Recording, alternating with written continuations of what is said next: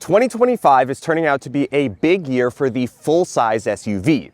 Nissan has an all-new Armada, General Motors has given significant updates to the Tahoe, Yukon, and Escalade, and Ford has come out with a new Expedition. So let's take a look at this new 2025 Ford Expedition, Ford's top dog SUV, to see what this new SUV is all about. So the Ford Expedition has always kind of been in the shadows of the Chevy Tahoe. General Motors full-size SUV sales in 2024, so Tahoe, Yukon, and Escalade, accumulated to nearly 240,000 units.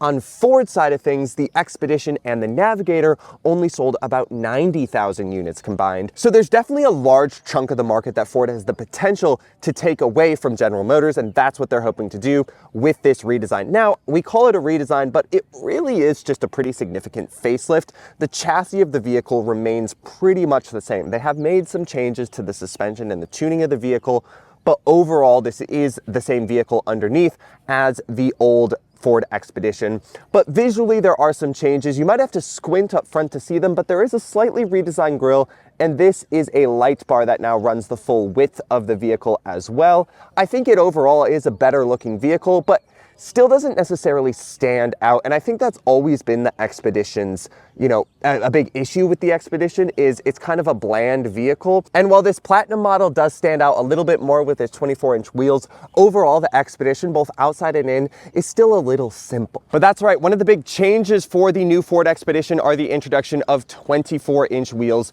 just like you can now get on the 2025 Tahoe, Yukon, and Escalade. 2025 is turning into the year of the 24-inch wheels, and I do really like the look of these on this Expedition Platinum. They really fill up the wheel wells and dress up this vehicle to make it look a little nicer than it otherwise would be. But the biggest change visually does come around back, where we have these new taillights designs, also some taillight elements right here, and this black accented tailgate. So the upper section of the tailgate is black on every single Ford Expedition. No matter what color you get, no matter what trim level you get, this is what the tailgate looks like around the back. But it also kind of highlights the new split tailgate design, which I really do like. The overall tailgate design, I'm not that sold on, especially on like the white Expeditions. It really stands out, but we can then appreciate the split tailgate design if I can find the button. So this upper section will raise first, and then I can press this button, and the lower section will raise automatically. And personally, I think this is a great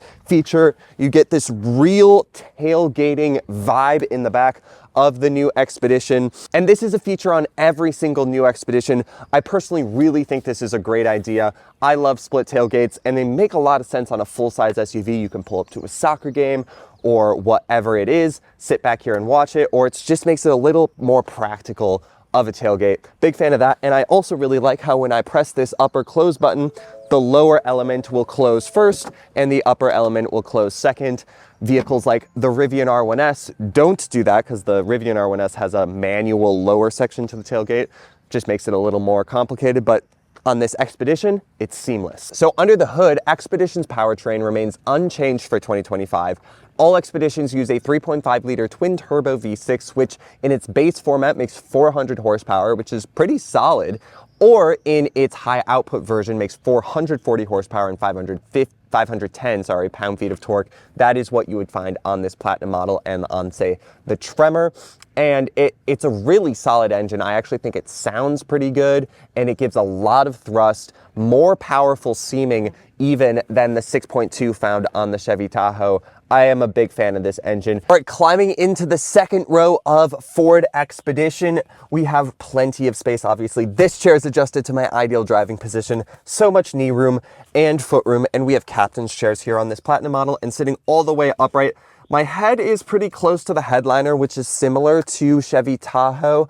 These body-on-frame SUVs, they can't be the most efficient in terms of packaging. So even though there is so much space in here, it is pretty close, especially with the cutout for this panoramic sunroof. But overall, it's fairly comfortable back here. We have heated seats back here, our own climate control zone, and USB-C charging outlets on the back of the seats in front of us, and a 120-volt outlet in the back of the center console. The center console also slides back, also like in Chevy Tahoe, so that this center console area could be a little closer to us. Not that many features back here, but that's why you would get a Lincoln Navigator. We don't have screens or anything on the back here. No peasant blockers as well. I suppose that's fine, but overall very comfortable and yeah, plenty of space. Exactly what you would expect from a full-size SUV, but let's hop into the third row to see what that's like. Climbing into the third row, obviously there's a nice center passage between the two captain's chairs, but there's also a nice one-touch button to climb into the back. Now this second row chair is adjusted to the same position as the last clip, basically all the way back, and my knees still do just clear. Sitting upright, I do have enough headroom. It's a bit more cramped than Chevy Tahoe, yes, but it's still impressive that me, a full-size adult, 6'2", can fit in the third row of this SUV. Expedition Max is going to offer a little more space than this base Expedition. Again, Tahoe's slightly bigger, but this is still a fairly comfortable space. We have dual USB-C charging outlets on both sides, so 4 total, and 4 cup holders total as well. I'm pretty impressed by this back seat. But by far the biggest change for the 2025 Ford Expedition comes up front, where we have a completely new dash. This is kind of like a smaller version of what we find in the new Lincoln Nautilus and Lincoln Navigator. We have a lower touchscreen and a large upper infotainment system. This is 24 inches on this Ford Expedition, where it is 48 inches, I believe, on Nautilus and Navigator. But we also have the same small ovular steering wheel as those Lincolns do. And overall, I actually don't mind this system at all. The ovular squircle steering wheel is what Ford calls it, is a little odd, takes some getting used to, especially on such a big vehicle. This is a pretty small steering wheel, and I've noticed the steering is actually quite heavy. We'll talk more about that while driving this vehicle. But overall, it's a pretty simple system. There aren't a lot of physical controls, which is a tad annoying. We do have a volume knob, which is right next to your circular gear selector, so that might get a little confusing for people. And some of the controls are unnecessarily confusing. Like if I want to adjust where the steering wheel is positioned, I have to hold my thumb on this like section of this trackpad on the right side of the steering wheel, press it, and then I can swipe over to the steering wheel control, because that's now highlighted just on the screen, and then I can use these arrows in order to raise and do the tilting and telescoping. Like, that is unnecessarily confusing.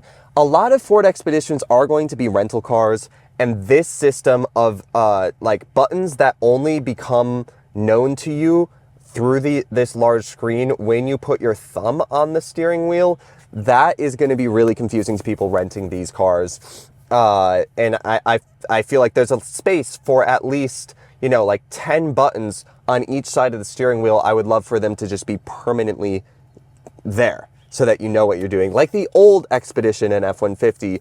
The F-150 still has it, but like the old Expedition had. But that's really my only complaint with this system. This upper screen is really large and easy to see. You look over the steering wheel. That's why it is now a squircle. You only get one widget on Expedition, where you got 3 widgets for Nautilus and Navigator, but that's completely fine. You can put your MPG, you can put your weather, you could put like tire pressure, and you get to choose that from this lower screen. This lower screen is also where you'll find CarPlay and Android Auto and all of your climate controls as well. We also have a mobile center console, just like in Chevy Tahoe, to reveal a bit more storage right there, put the drinks closer to the rear seat passengers. I think this is a little better integration of the mobile center console. The button is right here, no faffing around with maybe opening the rear, or opening the sunroof versus opening the center console like on Tahoe, sorry. And then you can also open this up to reveal a good amount of storage. Oh, I lost the felt liner of that. A pair of cup holders, wireless charging pad as well, USB-C and USB-A.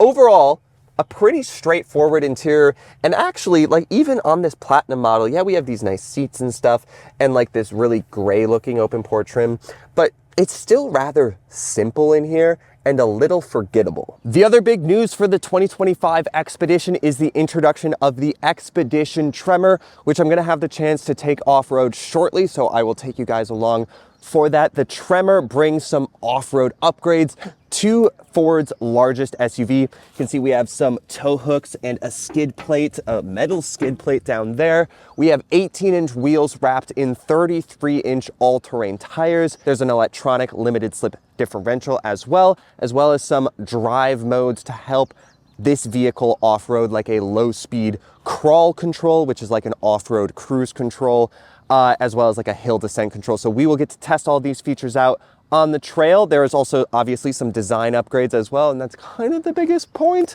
of the Tremor. People like off-road oriented design. So we have all of these orange accents. We have this cool green paint. It's available in other colors, but this is like the signature Tremor paint. More orange accents here. We have Raptor-inspired gunmetal running boards, which are pretty cool. Tremor badges throughout, and a cool new trim piece on the inside. So overall, I think this is a no-brainer decision on Ford's part. We'll see how much of an actual off-road improvement it is on the trail, but I really like the look of it for sure. Behind the wheel of the Expedition Tremor on this really slick off-road course, we are holding our own. There's nothing too intense out here, some boulders in the mud underneath the mud, but the biggest thing has been slipping and sliding, and I would say these 33-inch all-terrain tires are doing a fairly good job, especially with the weight of this full-size SUV, keeping us where we want to go, and the really great power of this 3.5-liter twin-turbo V6 also helps. If we start to slide, you can just give it a little bit of gas and we will pull out of whatever's happening. So it's a solid upgrade. Also, these were aired down a little bit, which helps on some of the like sharper rocks and stuff poking through the mud, but overall this is a pretty easy trail for this Expedition Tremor. The steering wheel's a bit odd off-road. You know, sometimes you have to put in quick steering inputs or tight turns while you're on the trail, and I would prefer a circle versus a squircle, but overall it's not that big of a deal.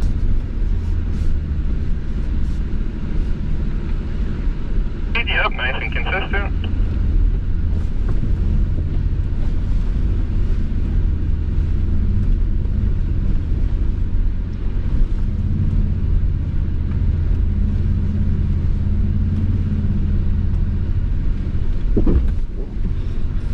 Vehicle, you're good. I stay in the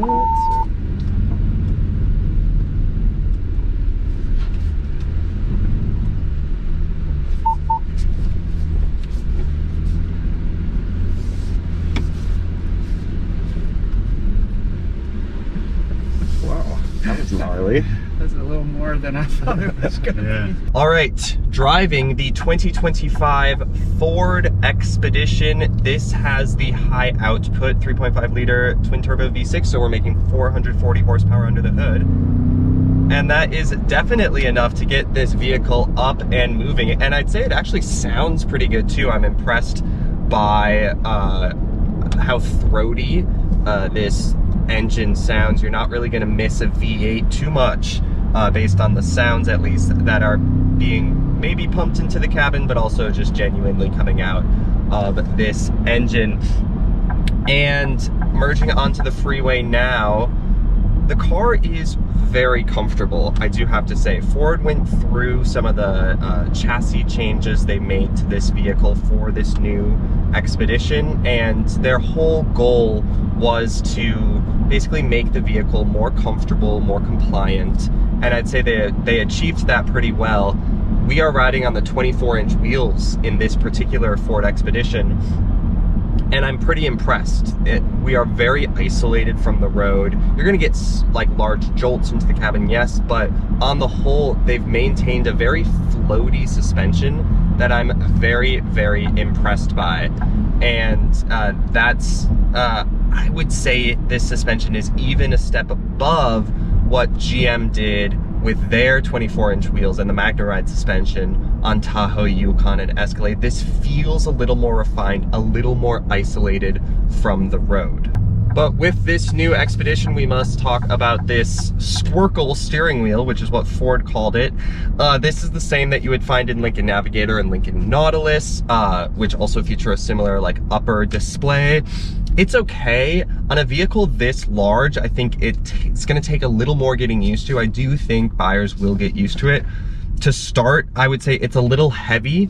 That's my first takeaway. And obviously, you know, turning and straightening a steering wheel that's not round it's not as elegant of a motion. So there's gonna be a learning curve with this steering wheel. Overall though, the size is fine. My knees do clear underneath. I can see over the top of the steering wheel, which is what Ford intended with this wheel, so that you can have this upper screen and keep your eyes kind of on the road. And so it's not too big of a deal, but I kind of wish it just had a normal steering wheel. But other than that, this, you know, new system that Ford has with the 24-inch panoramic display and the lower touchscreen, I think it's fine. Honestly, it doesn't bother me that much. I do like having a lot of my information high and in my line of sight. It's pretty simply laid out. We have our nav on the right, some weather information in the middle, and then our speedometer in the center. And overall, it's a pretty well integrated system. And the lower screen is where you're gonna find your Apple CarPlay, your Android Auto, and some of your climate controls as well. There aren't physical climate controls, which is a tad disappointing. I would love to see those. But overall, the climate controls do remain on the screen all the time, which is nice to see.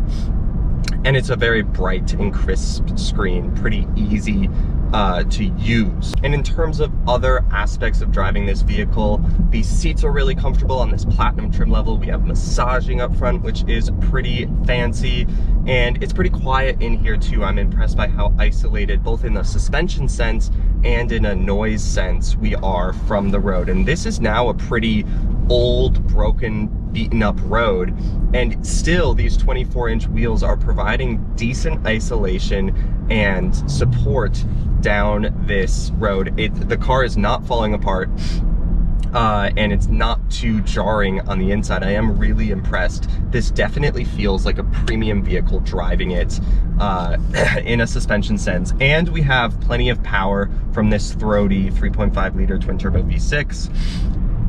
And so then it's just kind of maybe a letdown in terms of the premiumness. I would say maybe is the design. It's very simple, and Ford said they wanted to keep it simple in order to keep you focused on the road. And I think maybe, especially on like this platinum trim level, we could have a little more going on in terms of like open pore wood trim, which we have a little bit of, and some maybe really nice leathers and stitching and patterns, just to elevate this cabin ever so slightly, because this is a $90,000 vehicle. So I would really want it to feel like every penny that I'm getting, every penny's worth. And there's nothing necessarily bad with this vehicle, it's just definitely a little simple. So that's the 2025 Ford Expedition. This vehicle is basically improved in every way. It is noticeably quieter and more comfortable while driving. I really love the new split tailgate design, and I prefer this 3.5 liter twin turbo V6 over the naturally aspirated V8s found on the Chevy Tahoe. It's a really solid engine. Overall, I still do think I prefer the new Tahoe to this vehicle. It's just pretty simple in the way it looks and in the way it feels on the inside, even with its new high-tech interior. And a big element of full-size SUVs is their presence, and I think Chevy and General Motors has gotten that down a lot better than Ford has with this Expedition. Not a bad car at all, but I personally would still go for the Tahoe. Thanks for watching. Like, comment, share, and subscribe, and I'll catch you guys in my next video.